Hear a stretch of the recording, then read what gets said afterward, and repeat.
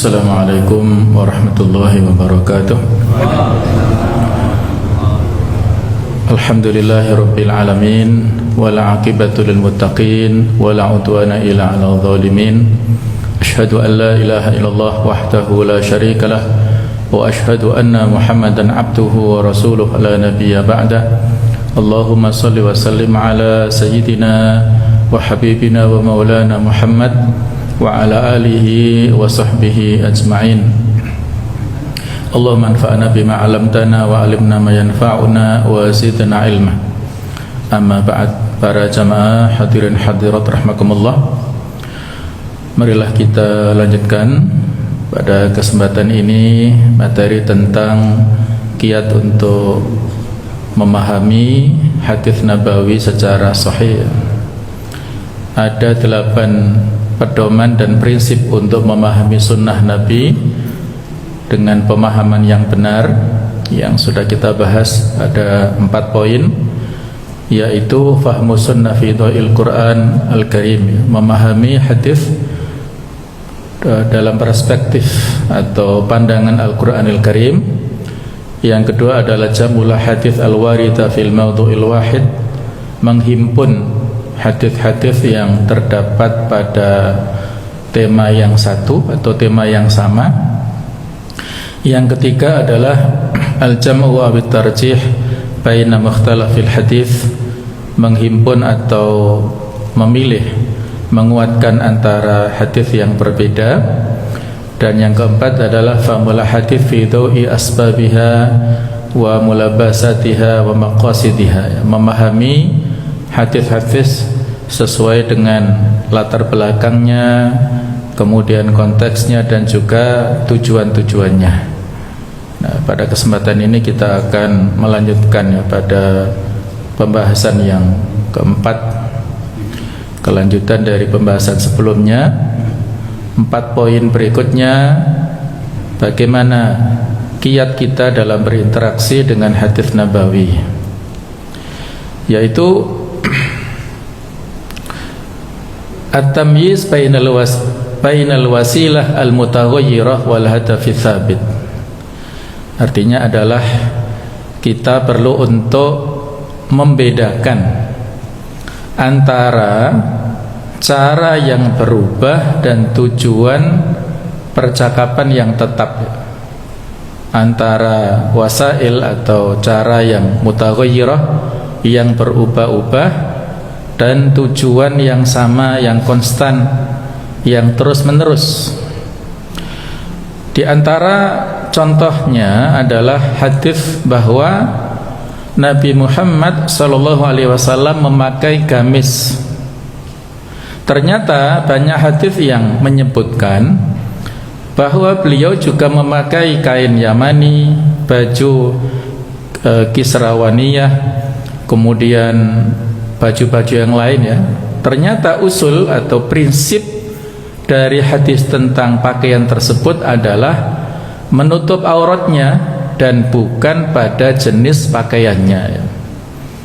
Jadi semata-mata melihat beliau yang memang dari masyarakat Arab yang tradisi pakaiannya pakai gamis, dan ternyata di sana orang yang pakai gamis bukan hanya yang religius atau yang agamis ya. Orang yang melakukan pelanggaran juga banyak yang pakai gamis. Nah, jadi bukan semata-mata dari sisi penampakan dohirnya sesuai dengan tradisi masyarakat di sana, tetapi yang penting adalah substansinya, menutup aurat. Apakah mau pakai gamis? Kalau di kita ya, yang memakai gamis ini biasanya ya orang-orang yang soleh lah ya, yang suka ke masjid, yang suka beribadah ya. Saya kira orang yang memakai gamis malu ya untuk pergi ke tempat maksiat ya. Mungkin dilepas dulu gamisnya ya. Ini sebagai kembali kepada tradisi ya. Tradisi kita biasanya memakai gamis ya identik dengan hal-hal yang baik. Nah, seperti itu. Jadi yang paling inti adalah menutup auratnya. apakah mau pakai baju koko, ya, ada yang menyebut baju takwa, atau pakai batik, enggak masalah ya, yang penting adalah menutup auratnya. Kemudian juga contoh yang lain bahwa Nabi sallallahu alaihi wasallam memerintahkan belajar memanah. Kemudian juga ada yang berkuda dan juga berenang ya. Ini kemampuan-kemampuan dasar ya bagi kita ya untuk melatih fisik kita ya dalam rangka mempertahankan diri ya. Di surah Al-Anfal ayat yang ke-60 Allah berfirman, wa a'idtu lahum mastata'tum min quwwah, dan persiapkanlah untuk menghadapi para musuh itu berupa kekuatan. Kemudian dijelaskan apa yang dimaksud kuwah di situ. Dalam hadis dikatakan ala innal quwwata hiya ar-ramyu, yang disebut dengan kekuatan adalah kekuatan melempar. Nah, kalau pada zaman dahulu yang dilempar itu anak panah, ada juga tombak, apalagi Pak, manjanik ya, ketapel yang besar, mungkin itu periode sesudahnya baru ada ya, seperti pada zamannya Muhammad Al-Fatih menaklukkan Istanbul itu. Nah, kalau sekarang kontekstual memanah itu ya memakai senjata. Nah, yang usul adalah berlatih menggunakan senjata dan bukan pada panahnya. Karena peperangan pada zaman modern ini bukan memakai panah lagi, tetapi memakai senjata modern, apakah pistol ataukah bedil ataukah yang lainnya ya, ataukah bom ataukah rudal. Sehingga kaum muslimin hendaklah memiliki kemampuan dalam bidang itu untuk mempertahankan diri mereka dari serangan musuh, ataupun mungkin untuk ekspansi ya, untuk perluasan daerah Islam ya. Kalau sekarang sudah tidak ada lagi ya, sekarang ya berfungsi untuk mempertahankan diri.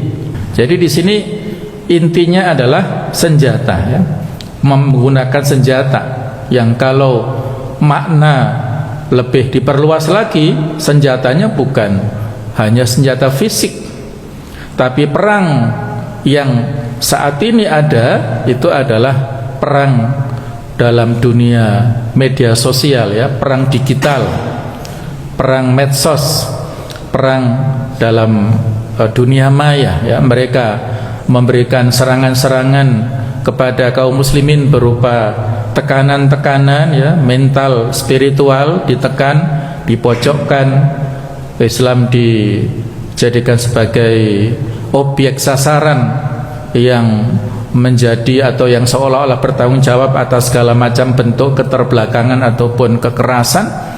Nah, inilah anak-anak muda kaum muslimin ini harus memiliki kemampuan dalam bidang persenjataan di dunia internet, dunia maya seperti itu. Nah, itu kalau makna secara luas ya, bisa dimaknai seperti itu. Demikian pula berkuda, yang usul atau yang prinsip adalah mengendarai kendaraannya dan bukan kudanya. Kalau bisa naik kuda tetapi musuhnya memakai tank atau memakai kendaraan lapis baja, atau mungkin kendaraan berupa helikopter atau berupa pesawat, nah ini kan akhirnya kaum muslimin menjadi tertinggal. Nah, seperti inilah ya, kita lihat dari sisi substansinya, usul yang permanen itu yang mana. Adapun tentang sarana dan prasarana ini bisa berubah sewaktu-waktu. Kalau pada zaman dahulu tidak ada metode pembelajaran seperti yang kita lakukan dengan pakai laptop, dengan layar LCD, dengan disyuting, dengan sarana prasarana. Kalau pada zaman dahulu belum ada, karena mereka teknologinya sangat-sangat terbatas. Baru penyampaian ceramah saja ya. Tapi kalau sekarang ada, maka ini bukan hal yang bid'ah atau yang terlarang ya, justru ini hal yang perlu untuk dikembangkan ya, karena yang namanya wasailud dakwah itu para ulama mengkategorikan mutajaddidah, senantiasa aktual sesuai dengan perkembangan zaman. Kalau pada zaman dahulu tidak ada yang disebut dengan pesantren atau ma'had islami. Jadi yang ada baru Masjid Nabawi, dan di situ ada ashabus suffah, para pemuda yang belum menikah, mereka tidur di situ ya, semacam marbotnya lah di Masjid Nabawi, sehingga sering setiap waktu mengikuti taklimnya Rasulullah SAW ya, mereka 24 jam di situ, fokus untuk belajar agama di situ. Dan mereka biasanya kalau makannya diundang oleh warga yang punya hajatan, yang warga yang kaya mengcover makanan ya, diundang ataupun dikirim. Kemudian kalau pada saat zamannya Umar, ashabus sufa ini dikirim untuk menjadi penjaga daerah-daerah yang ditaklukkan oleh kaum muslimin. Bahkan ada yang menjadi pejabat, wali kota, gubernur, itu dari ashabus sufa ini. Mereka secara prinsip punya basic keagamaan yang kuat, keimanan yang kuat, sehingga ketika menjadi pejabat mereka tidak tergiur ya dengan pangkat dan jabatan, dengan harta dan sebagainya. Nah, jadi itu faktanya. Kemudian diadopsi pada pemerintah, pada perkembangan dunia pendidikan, era-era yang sampai saat ini dengan dunia pesantren ya. Mereka dikarantina, anak-anak para santri-santriwati ya, terlokalisir ya dari keluarganya, sehingga fokus mempelajari agama. Dan dari pesantrenlah lahir para pemimpin bangsa, para pejabat, konglomerat, bisnismen, ekonom, politikus dan sebagainya. Itu lahir dari dunia pesantren. Nah, jadi intinya adalah dalam hal pendidikannya. Adapun sarannya itu bisa berbeda-beda. Kemudian contoh lain bahwa hadis tentang pengobatan terbaik yaitu menggunakan kai, yaitu besi dipanaskan. Ternyata yang usul adalah, atau yang prinsip adalah metode shock terapinya, seperti dengan akupuntur, refleksi dan sebagainya ya. Termasuk dalam hal pengobatan ada yang berupa madu, bekam, kemudian juga yang lain-lain. Yang inti adalah bagaimana supaya kita semuanya ini menjaga kesehatan dengan sebaik-baiknya. Kalaupun sakit, diobati dengan cara-cara yang tidak berbahaya, yang tidak mengandung madorot. Selama tidak ada larangan, maka selama itu pula boleh. Tapi kalau pengobatannya mengandung unsur-unsur kesyirikan ya, misalnya dengan ruqyah syirkiyah ataupun dengan cara-cara yang tidak islami ya, ada yang menterapi laki-laki, yang diterapi perempuan ya dalam sebuah kamar yang sepi, yang gelap. Nah, ini bahaya ya, akan mengandung madorot. Nah, jadi seperti itulah hal-hal yang prinsip terkait dengan masalah pengobatan. Itu yang penting menjaga kesehatan. Adapun cara dan bagaimana sarana prasarananya itu bisa berubah sesuai dengan perkembangan waktu dan tempat masing-masing. Berikutnya yang kedua yaitu at-tafriq bainal haqiqah wal majaz fi fahmil hadis. Yaitu apa? Maknanya adalah membedakan antara makna harfiah dan makna kiasan dalam memahami hadis. Ya, jika hal ini tidak dipahami secara benar maka akan menimbulkan pemahaman yang keliru ya. Di sini ada sebuah hadis yang diceritakan oleh Aisyah Ummul Mukminin. Beliau berkata, qala Rasulullah sallallahu alaihi wasallam, bahwa suatu saat Rasulullah sallallahu alaihi wasallam bersabda, asra'kunna lahiqan bi atwalukunna yadan. Sesungguhnya yang paling cepat meninggalnya ya di antara kalian, yang paling cepat bertemu denganku di hari kiamat adalah yang paling panjang lengannya atau tangannya. Qalat, maka saat itu Aisyah berkata, fakunna yatatawalunna aydiyahunna, mereka sama-sama memanjangkan, mengukur tangan. Siapa atwalu yadan, yang paling panjang tangannya. Bahkan sampai ada yang mengambil kayu untuk dibuat ya semacam meteran gitu. Nah, siapa yang terpanjang tangannya di antara ummahatul mukminin itu? Qalat fakanat atwaluna yadan Zainab. Nah, maka Aisyah berkata, ternyata setelah diukur-ukur, Zainab lah yang paling panjang di antara kami. Li'annaha kanat ta'malu biyadiha wa tasaddaq, karena beliaulah yang sering beramal ya dengan tangannya dan bersedekah dengan tangannya. Hadis riwayat Muslim ya. Jadi jemaah sekalian, hadis ini tidak kita fahami secara tekstual atau secara zahir ya, secara harfiah, tetapi yang dimaksud di dalam hadis ini adalah makna majazi atau kiasan ya. Panjang di sini diartikan yang paling banyak amalnya, yang paling banyak sedekahnya. Nah, berbeda dengan bahasa Indonesia ya. Kalau bahasa Indonesia, orang yang disebut panjang tangan itu yang suka mencuri, nah, suka usil atau suka mengambil yang bukan haknya, ini tercela. Tapi kalau panjang tangan di dalam tradisi masyarakat Arab, dalam bahasa Arab ini memiliki makna yang paling banyak sedekahnya. Dan memang terbukti yang paling lebih dahulu meninggal adalah Zainab binti Jahsy.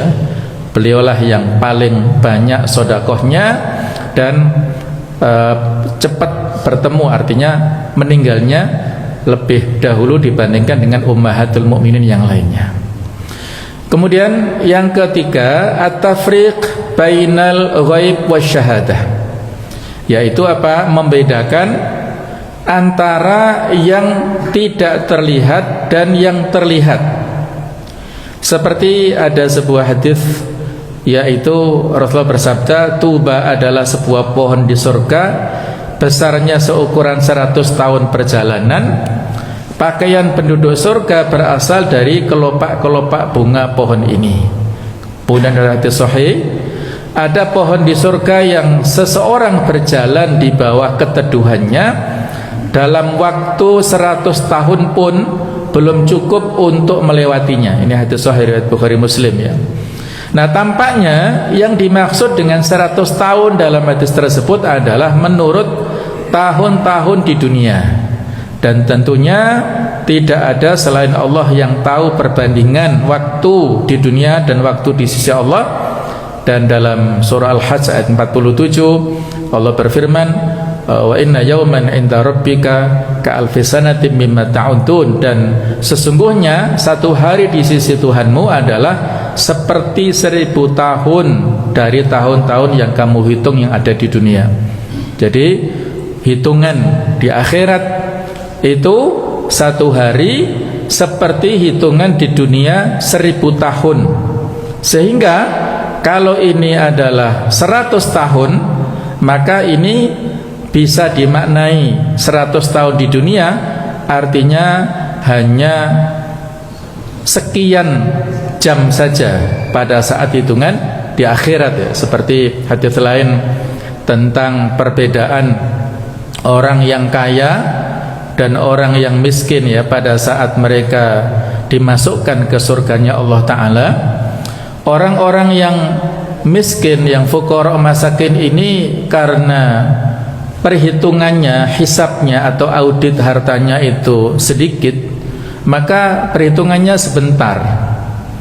Orang-orang miskin yang berhak masuk surga itu sudah masuk surga lebih dahulu, sedangkan orang-orang yang kaya tertahan di luar pintu surga selama 500 tahun. Nah, sepertinya kata-kata 500 tahun ini adalah dalam hitungan dunia. Artinya apa? Berarti seperti setengah hari dalam hitungan akhirat. Nah, itu waktu yang lama ya. Sama dengan 500 500 tahun di dunia, setengah hari di akhirat itu waktu yang lama. Sehingga Abdurrahman bin Auf ya, walaupun beliau salah satu di antara sahabat yang dijamin masuk surga tanpa hisab, tetapi masih punya kekhawatiran ya, jangan-jangan masih tertahan nanti ya, karena hartanya banyak. Abdurrahman bin Auf ini luar biasa ya hartanya, yang beliau ahlus sedekah ya. Pernah beliau menjual kebunnya, kemudian mendapatkan keuntungan ya mungkin sekitar 700.000 dinar ya, kemudian dibagi-bagikan kepada seluruh kaum muslimin di Madinah, terutama yang para fakir miskin itu. Kemudian beliau juga sebelum meninggal itu mewasiatkan supaya harta-hartanya dibagi khususnya kepada ahlul badr, orang-orang para sahabat yang ikut perang Badar. Ditaksir kekayaan Abdurrahman bin Auf pada saat meninggal itu 73 triliun rupiah kurang lebihnya. Kira-kira siapa konglomerat di dunia yang kekayaannya sebanyak itu ya? 73 triliun rupiah, Masya Allah ya, luar biasa ya. Tadi beliau yang punya kekayaan yang luar biasa itu, dan sudah diberikan jaminan Rasul ya, ada 10 sahabat dalam hadis Tirmidzi, diantaranya Abdurrahman bin Auf fil jannah. Ada berita gembira, tetapi beliau masih khawatir ya, masih takut, masih belum yakin, dan ya serba khawatir ya. Khawatir jangan-jangan nanti terlambat masuk surganya, didahului oleh orang-orang miskin yang punya harta sedikit. Itu seperti itulah kekhawatiran para sahabat ya, Abu Bakar, Umar, Uthman, Ali, para sahabat yang 4 ini yang luar biasa posisinya, tetapi pada saat meninggal dunia ini khawatir jangan-jangan nanti hisabnya berat begini begitu. Sehingga ya saya tidak mengkritisi ya kepada video yang viral ya akhir-akhir ini, saya tidak mau berpolemik ya, tetapi intinya contoh-contoh dari para salafun saleh itu mereka sangat-sangat khawatir pada saat mendekati sakaratul maut. Abu Hurairah tidak kita ragukan lagi bagaimana tingkat kontribusinya ya dan kiprahnya dalam dunia Islam, terutama dalam bidang perhaditsan. Beliau perawi hadis yang terbanyak dibandingkan dengan seluruh sahabat. Ranking 1 ada 5.374 hadis kurang lebih yang diceritakan Abu Hurairah ini. Tetapi pada saat beliau akan meninggal dunia, menangis dan khawatir. Kenapa? Karena merasa bekalnya sedikit, perjalanan panjang di akhirat, dan dia tidak yakin apakah surga atau neraka tempat kembalinya. Coba, itu sekelas Abu Hurairah. Ahmad bin Hanbal, kita tidak meragukan lagi bagaimana tingkat kesolihan beliau, ilmu beliau, kontribusi beliau ya. Beliau ini pernah berdoa, ya Allah, wafatkanlah aku dalam keadaan orang-orang tidak mengetahuiku, tidak mengenalku. Tetapi buktinya apa? Beliau wafat sementara tidak ada seorang yang tidak mengenal Al-Imam Ahmad bin Hanbal.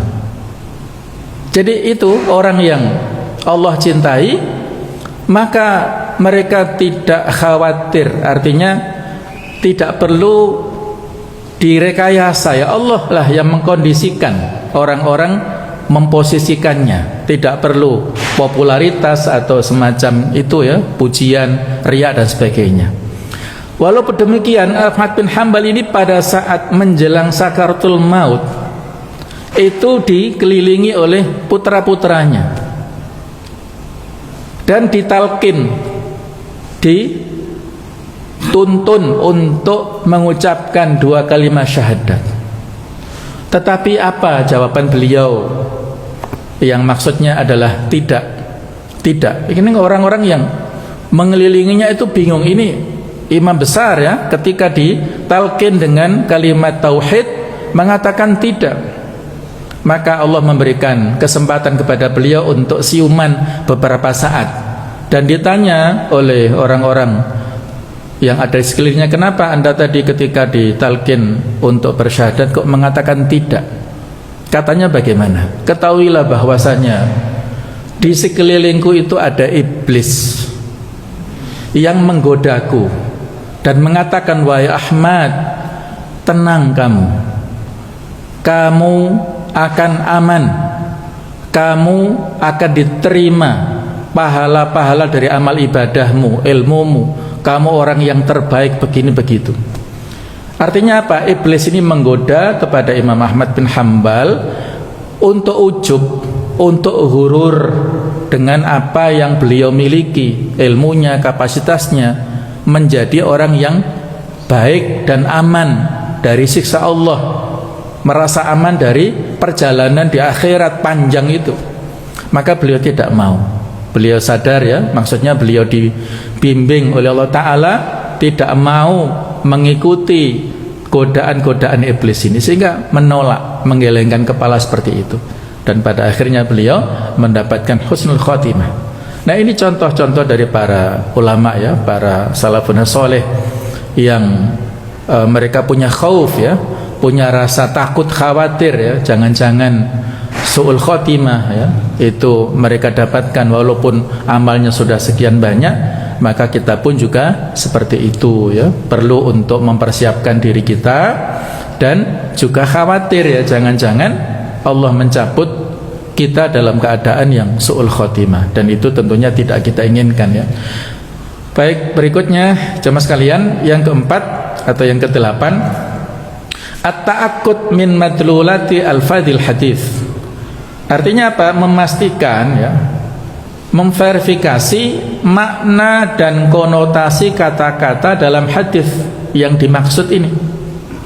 Banyak contoh ya, seperti contohnya adalah ada sebuah hadis, la'anallahul musawwirin, Allah melaknat para pelukis, yang dilalahnya atau pemahamannya adalah untuk apa? Yaitu jika untuk diagungkan, dipuja-puja, ataupun lukisan 3 dimensi yang berupa patung. Karena ternyata gambar yang telah dipotong dan dijadikan bantal oleh Aisyah radhiyallahu anha tidak dilarang oleh Nabi Muhammad SAW.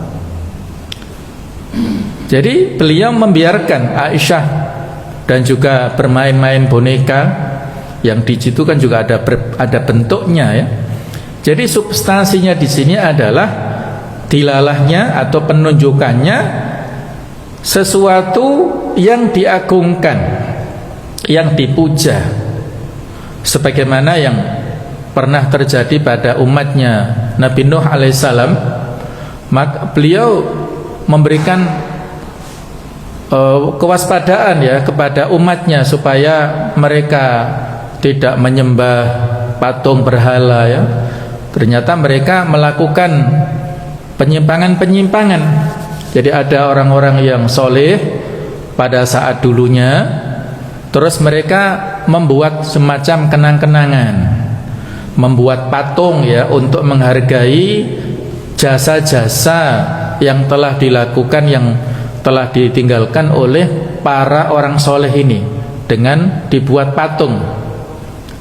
Maka Nabi Nuh melarang, kata mereka ya, waqalu di surat Nuh itu ya, la tadarunna waddan wala suwa'an wala yahutha wa ya'uqa wa nasra. Ini nama-nama patung, nama sebelumnya mereka adalah orang-orang yang soleh. Mereka justru dengan demonstratifnya menolak dakwanya Nabi Nuh untuk bertauhid, dan mereka satu sama lain saling melakukan, mengingatkan supaya kita jangan meninggalkan penyembahan kepada patung-patung ini, malah seperti itu ya, sehingga Allah menghukum mereka ya dengan banjir yang dahsyat itu. Nah, kita khawatir ya, jangan-jangan Pada saat era sekarang mungkin dibuat hiasan di perempatan jalan, di taman-taman kota, ada patung-patung pahlawan, ya macam-macam pahlawan nasional itu. Mungkin masa kita masih dibuat hiasan, tapi nggak tahu masa-masa anak cucu cicit kita nanti, jangan-jangan patung-patung ini dibuat dengan yang berlebihan, ya dipuja-puja karena barangkali ada kejadian tertentu ya di patung tertentu ya, itu ternyata kalau dibuat bertapa di situ akhirnya rezeki orang itu lancar, sukses karirnya. Wah, berarti ini patung keramat. Nah, misalnya begitu ya, kita nggak tahu. Nabi telah memberikan warning ya, syirik sekecil apapun pintunya itu harus ditutup sedemikian rupa. Nah, jadi ini persoalan tentang al-musawwirin. Pada zaman dahulu belum dikenal yang namanya fotografi itu ya. Jadi ini dilalahnya, substansinya di situ. Sehingga saya kutip di sini ya pernyataan dari Supardowi menjelaskan lebih rinci ya kesimpulan hukum tentang gambar atau lukisan dan para pelukisnya ya. Beliau sampaikan dalam kitab Malamih al-Mujtama' al-Muslim alladzi nasyudduhu. Jadi sistem masyarakat Islam dalam Al-Quran dan Sunnah yang kita inginkan. Jadi ada 9 macam hukum lukisan ini. Pertama, jenis lukisan gambar yang paling berat dosanya adalah gambar sesuatu yang disembah selain Allah. Ini menjadikan pelukisnya atau pemahatnya menjadi kafir apabila dia mengetahui tujuannya.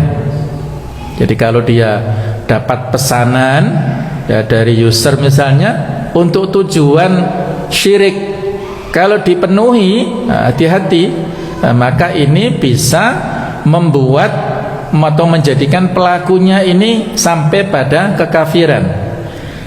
Dalam hal ini gambar yang berbentuk itu lebih berat lagi dosanya dan pengingkaran kita terhadapnya. Juga setiap orang yang menyebarkan gambar itu atau mengagungkannya dengan cara apapun, maka ia masuk ke dalam dosa itu sejauh keikutsertaannya. Walaupun dia tidak yang membuat, tetapi ikut memviralkan, ikut nge-share sehingga orang-orang banyak berdatangan ke situ untuk mengagungkannya, untuk minta berkah ya, ngalap berkah di situ. Nah, hati-hati, ini poin pertama. Kedua, tingkat yang kedua dalam besarnya dosa adalah orang yang menggambar sesuatu yang tidak untuk disembah tetapi dimaksudkan untuk mengungguli ciptaan Allah Subhanahu wa ta'ala. Ini mendekati kekufuran dan dia berkait erat dengan niat orang yang menggambar ya, artinya menandingi ya. Sehingga kemarin ada yang viral ya, macan di Kediri ya yang wajahnya, kepalanya ini dibuat aneh. Nah, mungkin kata desainernya itu supaya tidak menakutkan ya, tidak terlihat buas ya. Jadi kalau ada yang modifikasi tertentu yang tidak persis sama, saya kira itu lebih aman sedikit. Tapi kalau persis dan seolah-olah ada unsur untuk mengungguli ciptaan Allah Ta'ala, nah ini bahaya ya. Yang ketiga, satu tingkat di bawahnya lagi adalah gambar-gambar yang berbentuk yang tidak disembah tetapi ini diagungkan, seperti gambar raja-raja, para pemimpin dan selain mereka dari tokoh-tokoh yang diabadikan dengan patung dan dipasang di lapangan dan tempat-tempat lainnya. Di sini sama antara yang utuh satu badan atau setengah badan ya. Ada tujuan di sini, yaitu diagungkan, dihormati dan diperlakukan dengan berlebihan. Yang keempat, tingkatan di bawahnya lagi adalah gambar-gambar yang berbentuk untuk setiap yang bernyawa, yang tidak disucikan dan diagungkan. Ini disepakati haramnya kecuali mainan anak-anak atau yang dipakai untuk permen, ya untuk bungkus permen itu, atau mungkin ya permennya sendiri yang dimakan misalnya. Yang kelima, tingkatan di bawahnya lagi adalah gambar-gambar yang tidak berbentuk, berupa lukisan-lukisan yang diagungkan, seperti lukisan para pengusaha, pemimpin dan lainnya, terutama yang ditempel atau digantung. Semakin kuat haramnya apabila mereka itu adalah orang-orang dolim, fasik dan kafir, karena mengagungkan mereka berarti merobohkan Islam, ya, menghormati dan mengagungkan kedoliman pada masa hidup mereka. Kemudian yang keenam, tingkatan di bawahnya lagi adalah gambar-gambar yang tidak berbentuk, mempunyai nyawa yang tidak diagungkan, tetapi sekedar untuk hiasan, seperti hiasan dinding. Nah, maka ini hukumnya makruh. Yang ketujuh adalah gambar-gambar yang tidak bernyawa, seperti pohon, kurma, lautan, kapal, gunung-gunung, awan dan sejenisnya dari pemandangan alam, maka tidak berdosa bagi orang yang menggambarnya atau memasangnya, selama tidak mengganggu ketaatan atau tidak untuk kemewahan yang dimakruhkan. Jadi intinya mubah di sini. Nah, yang kedelapan yaitu fotografi. Pada dasarnya boleh selama foto itu tidak diharamkan, tidak membuka aurat misalnya, atau tidak ada campur baur ya dengan lawan jenis misalnya, kecuali kalau sampai mengkultuskan seseorang, terutama dari orang-orang kafir atau fasik, komunis dan para artis yang melecehkan nilai-nilai ajaran Islam, ya. Kalau foto yang dipampang biasanya ada presiden, wakil presiden, boleh-boleh saja, gak apa-apa, sebagai simbol ya eksistensi negara. Yang kesembilan terakhir, sesungguhnya patung-patung dan lukisan-lukisan yang diharamkan atau dimakruhkan apabila diubah bentuknya atau dihinakan, maka berubah dari lingkup haram dan makruh ke lingkup halal, ya, seperti gambar-gambar di kain keset yang diinjak-injak oleh kaki dan sandal, ya. Maka dalam hal ini boleh saja, ya. Jadi dalam hal ini tidak haram, artinya lingkupnya halal, ya. Apakah misalnya untuk keset atau untuk apa Pak, di kamar mandi misalnya atau apa. Jadi tidak ada unsur takzimnya. Jadi sekali lagi ini adalah pemahaman yang perlu untuk kita dudukkan persoalannya, ya. Bukan semata-mata Allah melaknat para pelukis, tetapi pelukis sejenis apa dulu? Yaitu pelukis tadi yang bernyawa, yang mana dia tujuannya adalah untuk mengagungkan, untuk membuat tandingan selain Allah, ciptaan Allah Ta'ala, dan tujuan-tujuan yang mengandung madharat tadi, ya. Kalau apalagi kebutuhan fotografi, ya, untuk KTP, untuk paspor, untuk identitas, untuk membedakan ini itu, ya, maka sekarang ini ya luar biasa, ya. Kalau seandainya diharamkan secara total, maka betapa banyak kita berada dalam kesulitan, ya. Ada sebuah hadis yang berbunyi, walan yushaddadina illa ghalabahu. Tidaklah seseorang itu ekstrim dalam bidang agama kecuali dia akan terkalahkan oleh sifat ekstrimnya itu. Ketika dia sangat ketat dan tidak kompromi dalam hal-hal yang kaitannya dengan masalah-masalah duniawi, ya, maka dia akan terjebak dalam kesulitan. Bahkan dalam ibadah pun kita juga diharapkan moderat, karena kalau berlebihan itu akan menjadikan seseorang berada dalam kejenuhan dan akhirnya futur, dia malas pada saat sebelumnya memiliki semangat. Berikutnya jemaah sekalian, sebagai tambahan dari yang sudah kita bahas sebelumnya, ada 7 cara untuk memahami hadis Nabawi dengan mudah. Sebagian besar sudah kita bahas, ya. Ini dalam rangka untuk saling melengkapi saja, yaitu yang pertama dari sisi pendekatan kebahasaan. Karena hadis Nabawi ini berasal dari bahasa Arab, maka pendekatan bahasa ya bahasa Arab ya. Itu yang paling tepat. Yang kedua, pendekatan budaya dan lokalitas Arab. Tadi kita contohkan dalam hal pakaian, dalam hal makan. Misalnya Nabi menyuruh untuk makan dengan 3 jari. Kira-kira yang dimakan Rasul itu apa? Kan budaya di sana makanan beda dengan kita. Yang dimakan beliau itu roti, juga kurma, apalagi kalau kita nasi ya. Sementara kalau kita makan nasi dengan 3 jari, nah, kira-kira gimana Pak? Akan menyulitkan ya. Justru kalau 3 jari pakai sendok lebih nyunah gitu kan, karena sendoknya bisa 2 jari saja cukup ya. Jadi ini tidak secara letterlek atau harfiah, tapi kita lihat pendekatan budaya dan lokalitas Arab.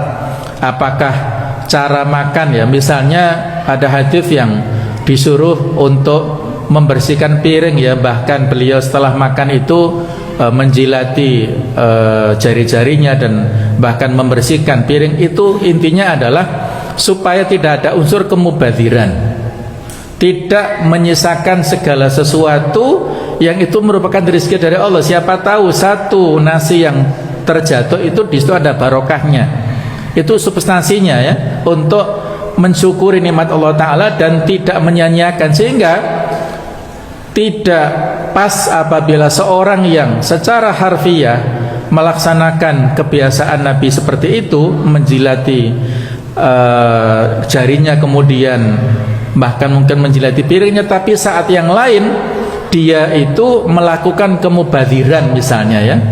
Misalnya dia suka untuk makan minum di tempat-tempat yang mahal atau yang berlebihan harganya ya. Mungkin kalau kita di perkotaan sudah biasa, tapi kalau kota yang besar metropolitan itu luar biasa, harganya fantastis ya. Saya dapat cerita langsung dari seorang kawan yang dia punya kafe di Malang dan punya teman di Jakarta ya. Dia suami, istri dan anak 3 orang di Plaza Senayan itu, di kafe sana makan minum ya biasa saja.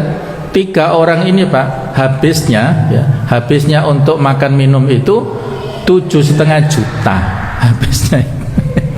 Ya Allah, ini kan ya, dia ingin merasakan sensasi, bukan untuk kemubadziran ya, tapi bagaimana sih rasanya minum kopi yang seharga sekian juta itu. Akhirnya penasaran, setelah besoknya itu dia sepakat dengan keluarganya dari Jakarta naik mobil ya, lewat tol itu dia supir sendiri, terus sampai di Malang mampir ke kafe kawan saya, merasakan kopi yang harganya sangat murah, tidak kalah enaknya dengan kopi di Plaza Senayan yang harganya jutaan itu. Jadi nginep di sini terus besoknya kembali lagi ke Jakarta.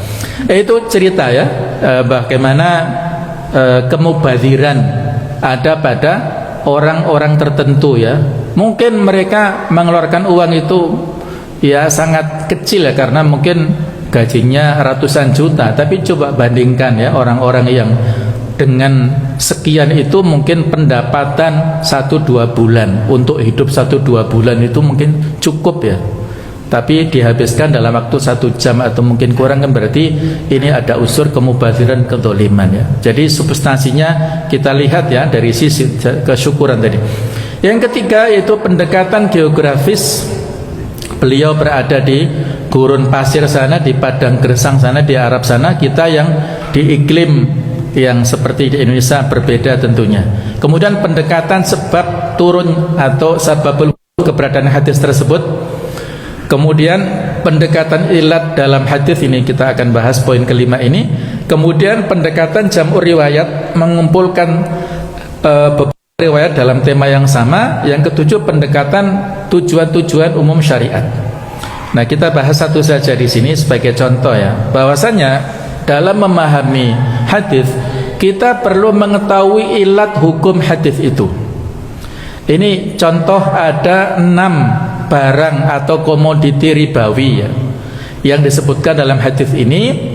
Beliau memberikan rambu-rambu untuk jual beli 6 komoditi ini secara cash, tidak ada perbedaannya, atau tidak boleh ada tenggang waktu atau perbedaan dari sisi jumlahnya. Az-zahab bil-zahab, jika emas dijual dengan emas. Wal fiddah bil fiddah, perak dijual dengan perak. Wal burru bil burri, gandum dijual dengan gandum. Wasyair bis syair, salah satu jenis gandum ya, dijual dengan syair juga. Wat tamru bit tamri, yaitu kurma dijual dengan kurma. Wal milhu bil milhi, yaitu garam dengan garam. Maka etikanya yang harus dipegang teguh adalah mithlan bimithlin, jumlah takaran atau timbangan harus sama, sawaan bisawain, jadi harus sama, iyatan biyadin, dibayar secara kontan atau tunai. Fa idza ikhtalafat hadhil asnaf fabi'u kaifa syi'tum idza kana yatan biyadin, jika jenis barang tadi berbeda maka silahkan engkau membarterkan ya, menukar sesukamu, namun harus dilakukan secara kontan atau tunai. Hadis riwayat Muslim ya. Cuma sekalian, saya soroti di sini poin yang pertama, az-zahab bi-zahab. Jadi sebelum itu para ulama berbeda ya dalam memposisikan 4 komoditi ini. Kira-kira ilat hukumnya apa? Sebagian mengatakan poin pertama dan kedua, emas dan perak, itu ilat sebab tidak diperbolehkan tukar menukar dengan berbeda itu adalah karena alat tukar. Sedangkan yang lain itu adalah bahan pokok. Sementara yang lain pendapat mengatakan emas dan perak ini adalah ditimbang, sedangkan 4 komoditi yang lain adalah ditakar. Jadi ulama sudah berbeda dalam hal menentukan ilat atau sebab hukum. Nah, perbedaannya ini sangat krusial ya untuk kita pahami saat ini, terutama dalam hal emas ini. Kalau emas ini diposisikan ilat hukumnya itu adalah alat tukar, maka tidak boleh dijadikan sebagai tukar menukar atau kita beli emas itu kecuali dengan cara yang langsung. Tidak boleh dengan nyicil, tidak boleh menabung emas. Itu kalau ilat hukumnya itu adalah alat tukar. Tetapi kalau ilat hukumnya itu adalah komoditi barang dagangan, maka boleh ditabung, boleh dicicil, boleh juga dibeli dengan cara online, tidak secara langsung. Nah, jadi masing-masing ini punya alasan. Kalau fatwa dari MUI ya, ada Dewan Syariah Nasional MUI itu fatwanya tertulis, mereka menghukumi memposisikan emas ini adalah merupakan alat ataupun komoditi perdagangan ya, lebih dekat ke situ, bukan alat tukar. Kalau alat tukar, apakah boleh kita punya emas 1 gram kemudian ditukar untuk membeli handphone misalnya? Kan nggak boleh disita ya, walaupun mungkin harganya mirip. Emas 1 gram itu kurang lebih misalnya 3 juta, ada handphone yang sekian, apakah boleh? Apakah diterima di pasar? Kan nggak, harus diuangkan dulu kan emasnya. Nah, jadi yang lebih dekat ilat itu adalah dalam hal perdagangannya ya, barang dagangan ya. Al hukmu yaduru ma'ilati wujudan wa adaman. Hukum itu berlaku mengikuti ilat sebabnya ada dan tidaknya. Jadi kalau mereka yang memposisikan emas ini sebagai alat tukar ya, maka tidak boleh membeli emas dengan online, harus dengan langsung.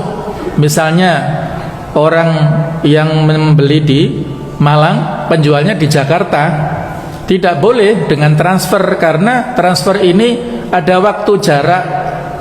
Kita transfer nanti barang 1-2 hari baru datang misalnya, ada, itu tidak boleh ya, kalau ini dianggap sebagai alat tukar. Tapi caranya bagaimana ya, untuk solusinya bagi madhab ini ya, bagi pendapat ini ya, cari teman. Jadi yang di Malang ini cari teman yang domisili di Jakarta, dia transfer uangnya sekian, misalnya beli 1 gram transfer 3 juta ke temannya, kemudian temannya datang ke toko emas ngasih uang secara cash, dan penjualnya memberikan emas kepada wakil tadi temannya itu secara cash.